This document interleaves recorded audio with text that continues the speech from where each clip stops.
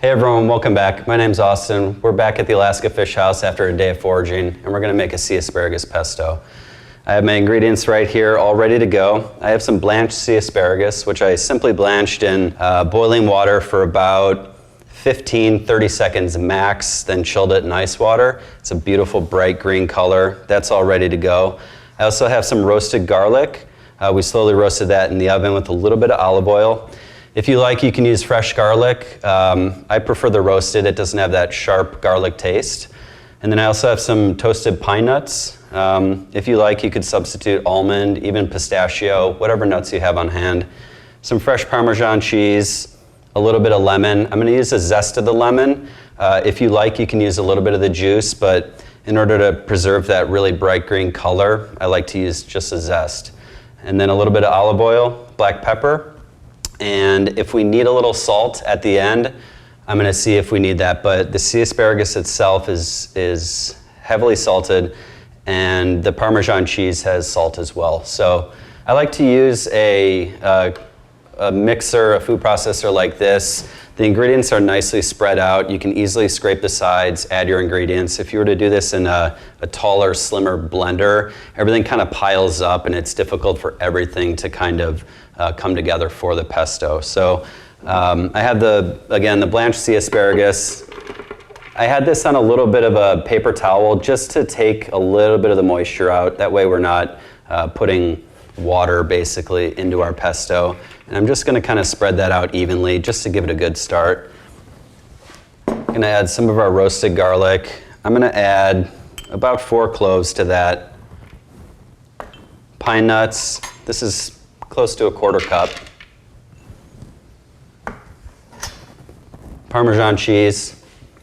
So don't be shy with the Parmesan. This is really gonna help balance, smooth things out. A little bit of that fatty texture is really nice with the crisp saltiness of the sea asparagus and the freshness of the lemon. And then before the olive oil, we're just gonna add a little bit of the lemon zest. I'm gonna start off with a half a lemon, see where we get with that. Can always add more later.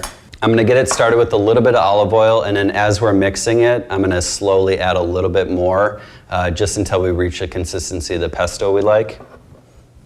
I'm gonna probably add about a 1/4 cup just to get things started, and then a little bit of fresh cracked black pepper.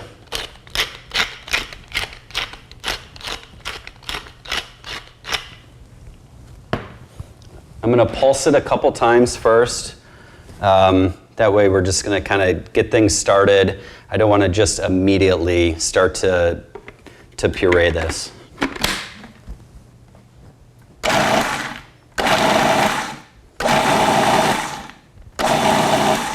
So I've pulsed it a few times, and now I'm kind of getting a good picture of how much more olive oil we're gonna need.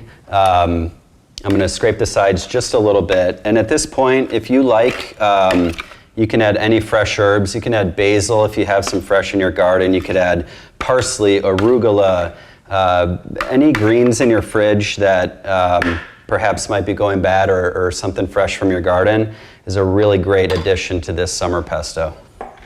So right now, the sea asparagus is nicely chopped up and all the ingredients are combined, but it's still a little bit on the thick side. So I'm gonna just add a little bit more olive oil, and I'm actually gonna add a little bit more Parmesan cheese, and that's gonna help bind everything together.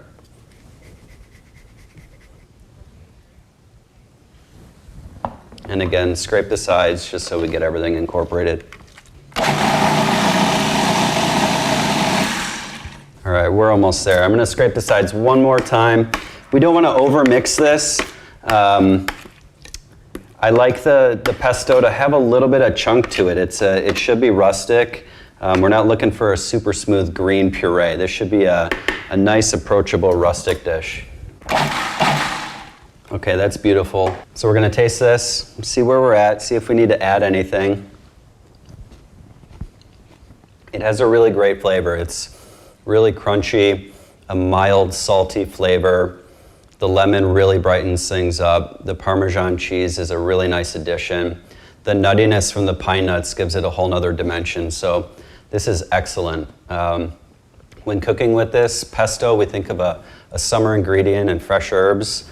We always typically do pastas with a pesto, but in this case, with a local Alaskan ingredient, this would be lovely on a piece of king salmon, any tomatoes from your garden.